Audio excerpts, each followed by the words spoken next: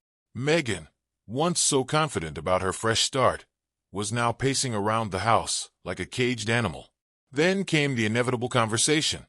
"Tom," she started, trying for a softer tone. "Maybe we rushed into this separation thing." "Rushed?" I laughed. "You had an apartment lined up before you even told me. You were ready to walk away and call it growth. You wanted this.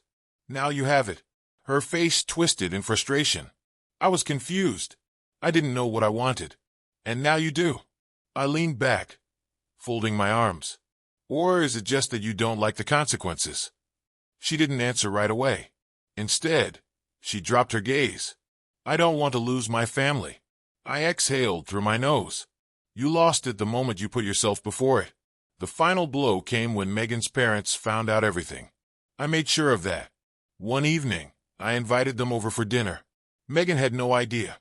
When they arrived, they were all smiles, until I sat them down and laid out everything. Her mom covered her mouth in shock. "Megan, is this true?" Megan turned red, furious. "Tom, this isn't your business." "Oh, but it is. Because your business involved dismantling our family." Her dad looked like he was about to explode. "You were going to move into another man's building and leave your children behind." Megan tried to deflect, but her mom wasn't having it. "What has gotten into you?" she whispered, shaking her head. "This isn't the daughter I raised." That was it. The moment the shame hit her like a freight train. She was no longer just dealing with me. She had lost her parents' respect, too. That night, she didn't even try to argue. She just sat on the couch, staring blankly at the floor. The dominoes had fallen, and all that was left was the wreckage of what used to be Megan's life. And the best part? I didn't have to lift a finger. She did it all to herself. Megan had lost her grip on the life she thought she controlled. But the thing about people like her, they don't go down quietly. They claw, scratch, and grasp at whatever remains, trying to salvage the wreckage they created. And that's exactly what she did. It started with the desperate texts. First, they were long-winded apologies, spilling out every cliché imaginable. She had been confused. She had let herself be influenced. She never meant to hurt anyone. Then they turned to bargaining. "Maybe we don't have to make this official yet. What if we went to counseling?" "I'll cut off Jay completely, I swear." I ignored them all. Then came the attempts to turn people against me. I heard from mutual friends that she was spinning the story differently. In her version, she was just a woman struggling with identity, trying to find herself, and I had cruelly thrown her out. She left out the part where she had an emotional, and likely physical, affair, where she planned to phase out our kids, where she tried to replace our marriage with a fantasy built on lies. People who knew me saw through it immediately, but others, ones who didn't know the full story, started buying into her narrative. Then she tried the nuclear option, the legal battle. I got the papers a week later. She wanted joint custody. I wasn't surprised, but I was pissed. Not because I didn't want my kids to see their mother, I did. But this wasn't about them. This was about control. About her trying to claw back a piece of a life she had willingly torched. I called Matt, my lawyer. "She's pushing for joint custody." He sighed. "Expected this. But she has no case." He was right. We had proof of her neglect. Her attempt to leave me for another man. Her messages about prioritizing her new life over our kids. The courts might be sympathetic toward mothers, but there was no judge on the planet who would look at this and think joint custody was a good idea. So we fought, and we won. The court ruled in my favor. Primary custody went to me. Megan got scheduled visitation, supervised at first. That part stung her the most. "You're trying to make me look like a bad mother," she cried in the hallway outside the courtroom. "No, Megan," I said. "You did that all on your own." Her parents were there, too. They didn't rush to her defense. Her father just shook his head and muttered, "Jesus Christ, Megan." Her mother looked heartbroken. She had lost everything. And now, it was hitting her all at once. But Megan wasn't done self-destructing yet. About a month after the ruling, she started missing visitation days. First, she'd cancel last minute, claiming she wasn't feeling well. Then she just stopped showing up altogether. I'd take the kids to the agreed location, wait the allotted time, and leave. They stopped asking about her after the third time. It was clear. She was done trying to be a mother, but she wasn't done trying to hurt me. One night, around midnight, my phone rang. It was a number I didn't recognize. I answered, half asleep. "Tom." Megan's voice was slurred. "I need you to come get me." I sat up instantly. "What? Where are you?" I don't know. Some bar. I lost my purse." She hiccuped. "I can't go home." I ran a hand down my face. "Megan, I'm not your husband anymore. Call an Uber." She sniffled. "I don't have my phone. A guy. He let me use his." That's when I heard a voice in the background. A man. "Babe, let's go. Don't worry about him." I hung up. That was the last time I ever spoke to Megan. A few weeks later, I heard from her parents. They had convinced her to check into rehab. Apparently, her drinking had gotten out of control. She had lost her job. The Jake fiasco had blacklisted her in their industry. She was burning through savings with no plan, no stability, no future. She had hit rock bottom, and I felt nothing. I had spent months being angry, but now, I just felt hollow, like she was just some stranger I used to know. The kids, they were thriving. I gave them consistency, love, and stability. Megan had been a fading presence in their lives for months now, and they didn't seem to miss her much. Her parents still saw them. They didn't defend her actions. They were just grateful I hadn't cut them off. They never once tried to guilt me into reconciling, because even they knew Megan wasn't coming back from this. And honestly, I didn't care. Megan had disappeared from our lives. No more drunk dials, no more manipulations, no more desperate attempts to claw her way back into the family she discarded. It was over, and for the first time in a long time, I felt at peace. But life had a way of moving forward, whether I was ready for it or not. My focus was on the kids. With Megan out of the picture, I had full responsibility. And while it was exhausting, it was also rewarding. Every day was a reminder that I had made the right choice. They were thriving, doing better in school, laughing more, and sleeping through the night without waking up to hushed arguments. Then there was Lisa. Megan's sister had always been a part of our lives, but after the divorce, she became my rock. She checked in on the kids, helped with school pickups when I worked late, and even started joining us for dinner. At first, it was just family support, but as the months passed, something shifted.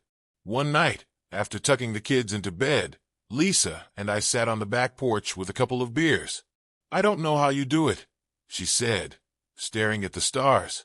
"You took all this chaos and turned it into something stable." I chuckled. Didn't have much of a choice. She turned to me then, her expression softer than I'd ever seen. "You know, I always wondered why Megan never saw what she had." I met her gaze, my heart pounding just a little. Maybe she was too busy chasing something she thought was better. Silence stretched between us, thick with unspoken things. Then she smiled, shaking her head. Well, her loss. That was the beginning of something new, something unexpected. And for the first time in a long time, I allowed myself to look forward instead of back. Megan never fully recovered. She moved away after rehab, bouncing between jobs, never quite finding her footing again. I heard she got into another relationship, but it didn't last. Her parents still visited the kids, but even they stopped bringing her up. It was like she had become a ghost, haunting only herself. And honestly, that was fine by me.